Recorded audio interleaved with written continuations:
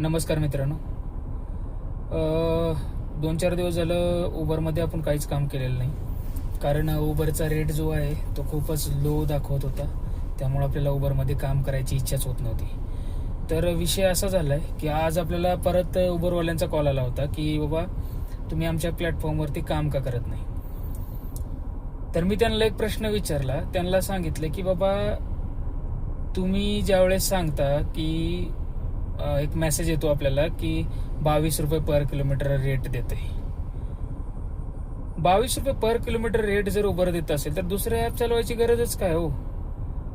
पण रियालिटी अशी आहे की 22 रुपये पर किलोमीटर रेट हा फक्त सांगितला जातो, पण ॲक्च्युअली जेव्हा आपण प्लॅटफॉर्मवरती ऑनलाईन जाऊन काम करतो त्यावेळेस रेट हा 13 ते 14 रुपये किलोमीटरच असतो. आणि सगळ्यात महत्त्वाची गोष्ट म्हणजे हा फोन फक्त त्यांनाच जातो ज्यांचं अकाउंट थोडंफार मायनसमध्ये असेल, कारण ते मायनसचे पैसे भरले जातील त्याच्यानंतर तुम्हाला कॉल यायचा बंद होईल. परत तुम्ही जोपर्यंत मायनस जात नाही तोपर्यंत तुम्हाला तो कॉल येणार नाही.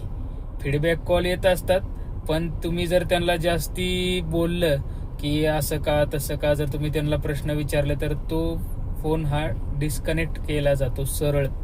हा माझ्यासोबत घडलेला अनुभव आहे. जो तुमच्यासोबत जर घडला असेल असं सेम, तर तुम्ही मला कमेंटमध्ये नक्की सांगा.